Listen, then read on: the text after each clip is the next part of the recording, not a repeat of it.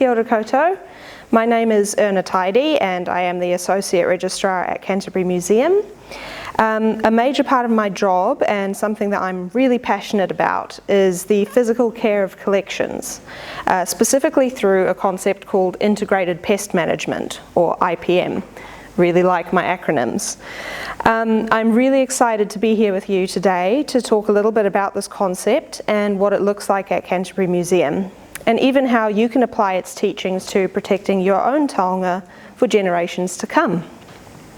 So, what is integrated pest management? Are we going to... Here we go.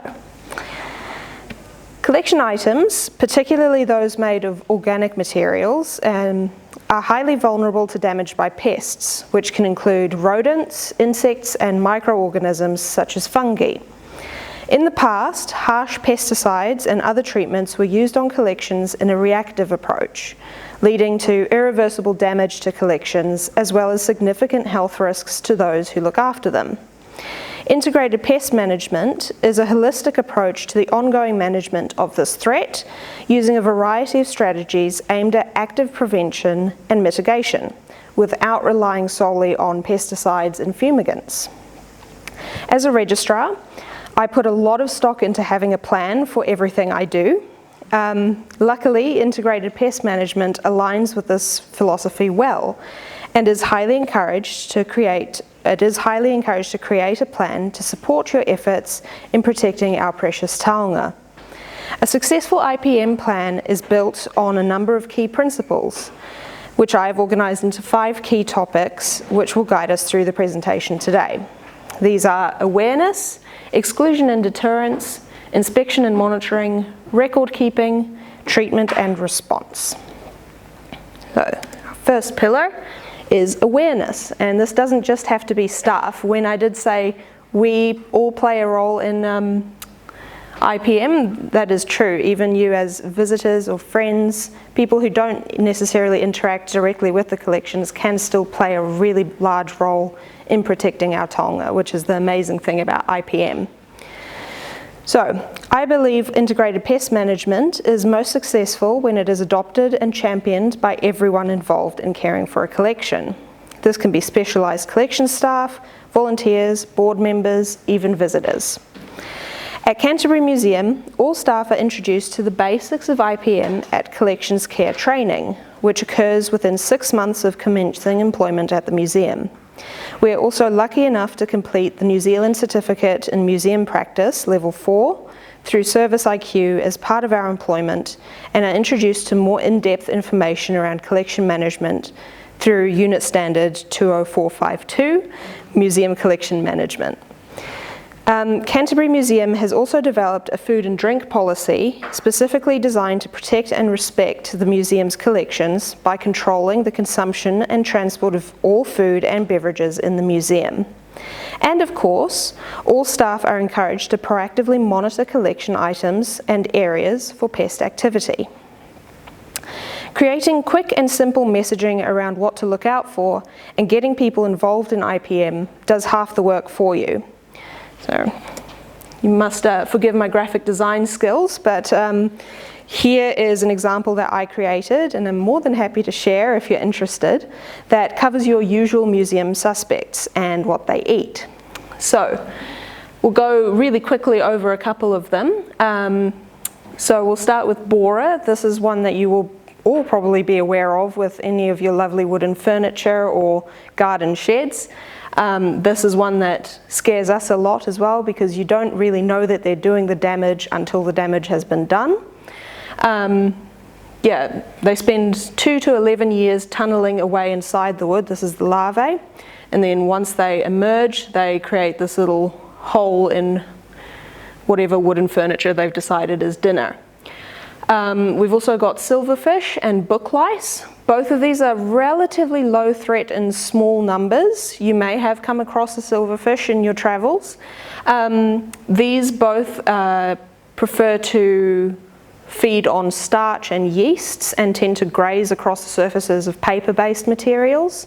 So obviously that's a massive risk for things like books or maps or photographs even, But another thing to consider is that they love museum labels, and a lot of the time we need that information to stay, intact, so that we can continue to protect the information, information connected to these objects as well. Then we've got our two types of clothes moth. You'll probably have seen these guys as well. Tiny little golden creatures, quite pretty, but we don't like what they eat.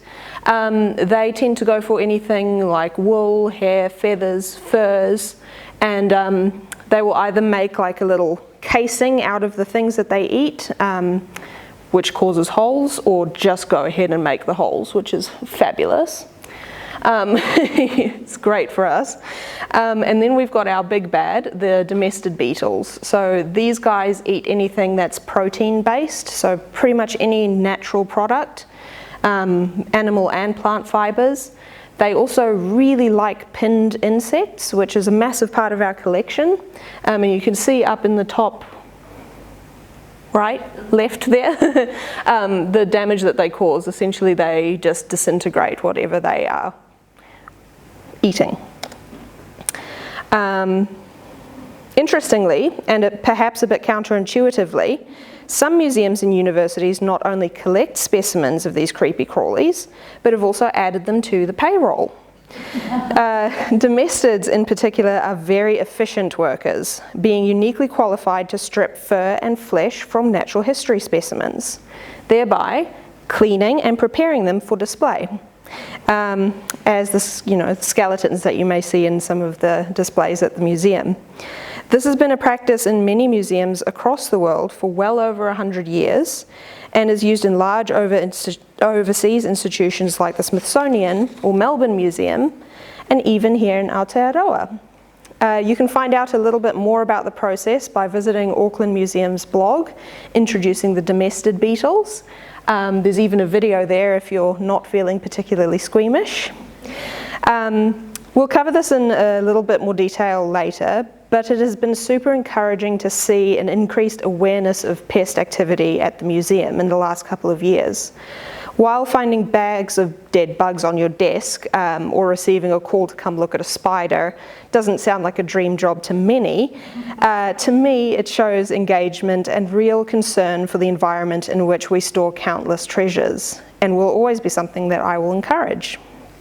So, now that you have some buy-in and a bit of an idea as to what to look out for, what does pest management actually look like? The next of our key principles is exclusion and deterrence, or what I like to call good housekeeping. Tidy isn't just my last name, it's a way of life. As you become more familiar with pest management in a museum setting, you come to realise a lot of it is the same as what we do in our own homes to control pests, and is thus not as alien and scary a concept as it first seems.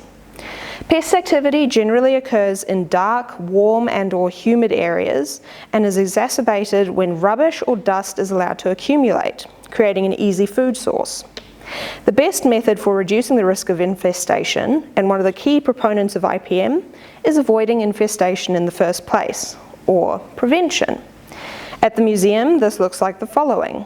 We maintain tidy workspaces, galleries and facilities with regular cleaning schedules and removal of rubbish or other waste. We ensure that food and drink is not brought into the gallery or collection spaces.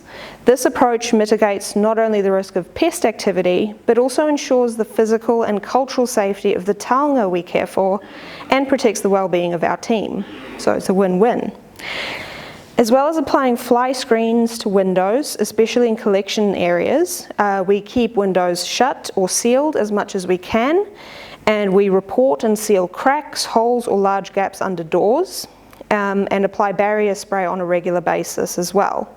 This creates an environment that's difficult for pests to enter and easy for us to control. Now, this is where we get into the really sexy side of IPM. Crawling around on the floor, checking traps, and then making a spreadsheet out of it. All jokes aside, the next key principle of a successful IPM program is regular inspection and monitoring. This not only gives you an idea of what kind of pests you may be dealing with, but also builds a great picture of the health of your buildings and gives you a valuable chance to regularly physically check on collections and collection spaces. At Canterbury Museum Offsite Storage, the Pop-Up Museum, Quake City and Ravenscar House Museum, we use an external provider, either Flick Antisimix or Ecolab, to monitor the outside of our buildings for rodent activity. These checks occur once a month, and we are provided with reports on any activity or treatments used. The most important tool in our IPM program, however, is the simple sticky trap. We place these around the galleries and collection spaces and monitor them ourselves. Sticky traps are also known as blunder traps and are placed in areas where pest activity may occur, such as along walls or under furniture, trapping the unfortunate pests in the sticky glue. They do not actively lure pests, and they're therefore called a passive method of monitoring. And you'll never unsee these now. Every museum you go to will have these in their cases, in their collection spaces, and you will know exactly what they are. Please don't throw them away. We also use slightly more specialized tools, such as pheromone traps. So this is a clothing moth pheromone trap, which target specific species of pests. They're still a really useful way to monitor what's eating your collection, but generally focus just on one kind of bug. The ones we use are just your bog standard that you get at Mitre 10.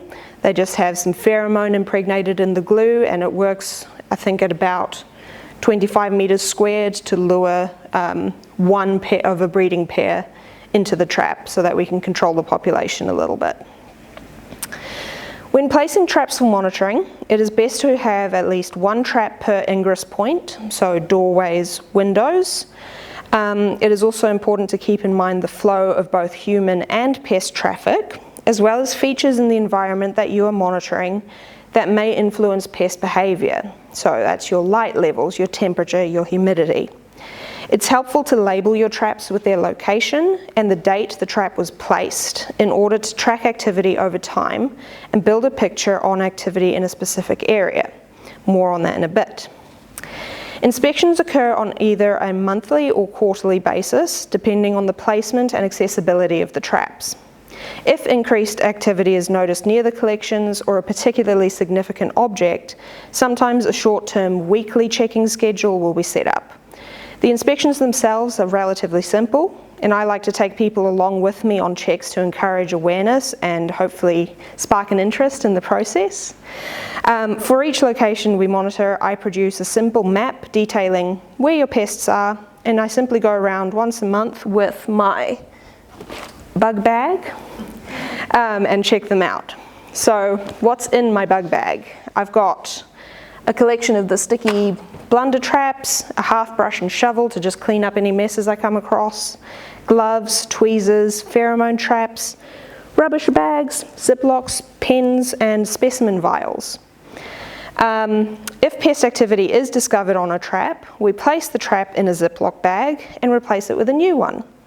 We also remember to label the new trap with the location of the trap and the date of the check. If nothing is found near or on the trap, this is great. We also update the date on the trap and leave the trap in place.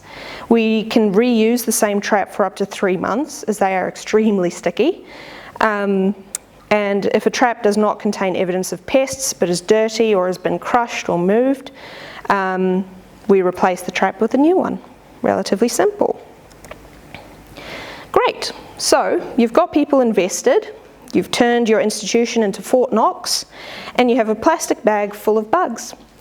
What in the world does this have to do with spreadsheets?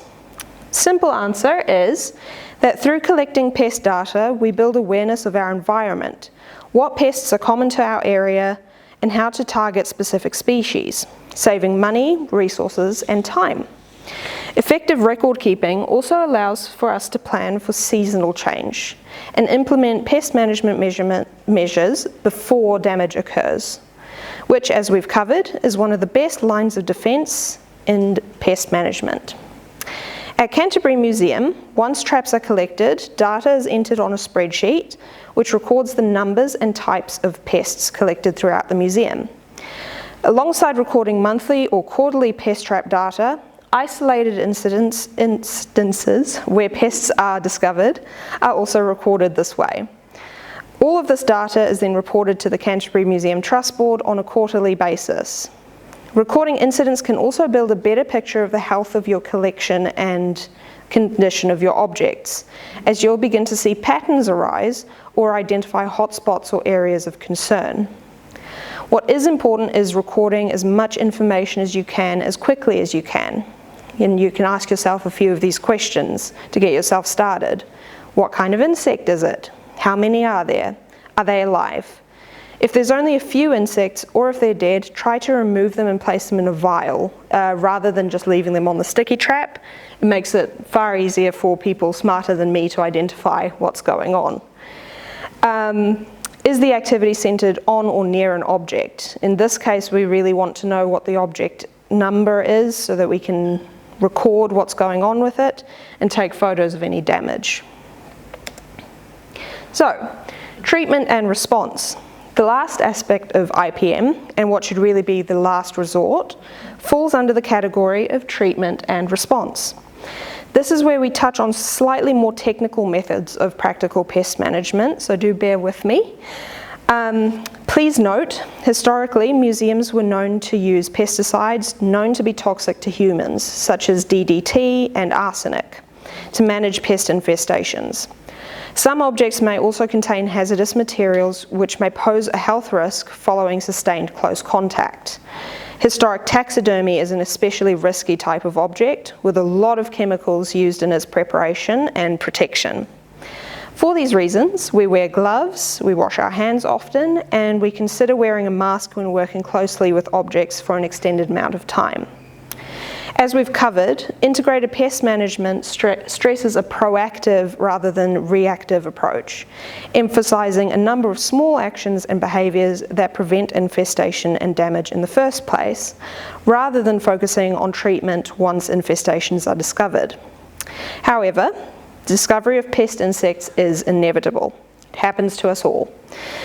As with all conservation and collection management measures, minimal intervention is always the preferable option. Some low-impact treatments can also be used as part of a proactive approach to pest management. So we've got a little bit of a grocery list here. First line of defense that we use, as I said, is the sticky trap, and we've also got these things called deco silverfish baits, which unfortunately I don't have any with me today, but they're essentially cardboard impregnated with boric acid that we just put along walls anywhere that silverfish might be. They go ahead and eat the cardboard and then dehydrate essentially. Isolation. Isolation or bagging collection items is a simple and low-tech method for pest management. While this method does not actively eradicate insects, it acts as a form of quarantine so that other materials nearby will not be affected by potential or confirmed pests. Almost any object suspected of pest infestation can be bagged and routinely inspected for pests. Bagging can also be used in conjunction with other treatments such as low temperature or anoxia, so low oxygen, to buffer objects from harsh environments or create a microclimate unsuitable for pests. When pest infestation of an object is suspected, the item should be double wrapped and sealed in a polyethylene bag. It's useful to make sure that the item is placed on some foam or some paper to make it easier to identify if anything is falling off the object, or if it's, insect carcasses or frass, which is insect waste. I would then recommend sealing the bag either with heat or with a really strong tape that won't fail in low temperatures, and labeling it with the date. Depending on the suspected pest, check on the item periodically, which should hopefully help you decide whether the infestation is active or historic and what your next steps should be. Brush vacuuming. Brush vacuuming is another simple process used within Canterbury Museum's IPM plan. Again, this method is not used to actively eradicate pests, but is used in conjunction with other treatments to remove dust, dead insects, or other materials that may encourage an active infestation. Freezing, also known as controlled low temperature treatment, is a routine pest management method used by many museums internationally. This method is well researched and frequently reviewed, but follows a standard set of principles and procedures. Please note, however, that not all objects can be frozen, particularly objects made of composite materials. So if you've got a table with a bunch of different types of wood in it, those woods can expand and contract in low temperature in different ways, causing cracking or delamination. Same thing with some types of paintings and other objects made of various materials. Low temperature treatment works by killing adult insects and their eggs through dehydration. In order to achieve the temperatures capable of doing this, freezers used for pest treatment need to be able to maintain a temperature of between -20 and -30 degrees Celsius for at least 72 hours. Some larger museums use these amazing specialized walk-in freezers to do this en masse, and hopefully we in the new museum will have something similar. But refrigerated containers and even your standard chest freezer can be used to do this simple treatment. At Canterbury Museum, we maintain a number of chest freezers at -20 degrees Celsius. Each chest freezer has an external thermometer, which is checked regularly. If the temperature reaches above -10 degrees Celsius, we know that there's a problem. We record what objects go into the freezer and how long we will treat it by simply writing on the lid in whiteboard marker. And we update the item's records after treatment to show what has been done. Generally, we tend to leave items in the freezer for at least 2 weeks to really ensure that everything is dead, and then bring them out. To avoid damage from ice buildup on the objects in the freezer, or from the condensation after removal, artifacts should not be put in freezers directly.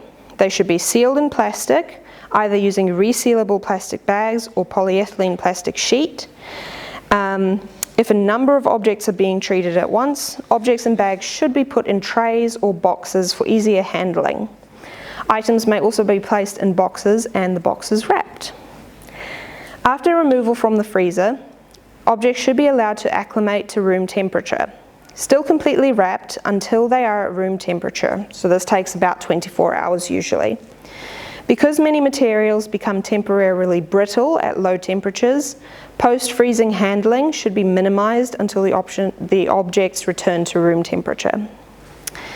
Fumigation. Fumigation is the final treatment option that we will cover today, although there are other options used by other museums, such as heat treatment and anoxia, which Canterbury Museum doesn't use yet, and unfortunately I don't have time to cover. Like I've mentioned, Canterbury Museum uses Flick Antisimix Limited for fumigation within the museum sites. Registration, my department, organises and schedules these fumigations by room in liaison with our buildings operation manager, and he supervises the contractor in the application of the fumigant Permagas. So Permagas is an insecticide used both domestically and commercially, and it's essentially the same as your bog standard fly spray. As any fumigation can leave residue on an object, fumigation must be carefully considered against other methods of pest management, like we've covered, but can be an effective and long-lasting method of treatment and control when properly applied. A couple of things to note: fumigations can be done on a smaller scale, using sealed cupboards or creating a sealed tent around an object or group of objects. Fumigations can also be handy when dealing with non-collection items, such as flower arrangements. A quick check and spray before bringing live flowers into a collection space can be a simple and easy solution to a common problem. While we use an external contractor with their own health and safety procedures, it is good practice to vacate any room or space earmarked for fumigation for a few hours and place a caution, fumigation in process sign on the door. I know this from experience that, using those signs are a really good idea. Keeping a record of which objects and spaces have been treated is also highly useful, not only in avoiding overdoing it, IPM is definitely less is more kind of thing, but can also inform future research into pest management of heritage collections, which is hopefully something that I've sparked an interest in you today. That brings me to the end of my presentation. Thank you so much for your time today, and remember, a little bit of prevention and good housekeeping goes a long way.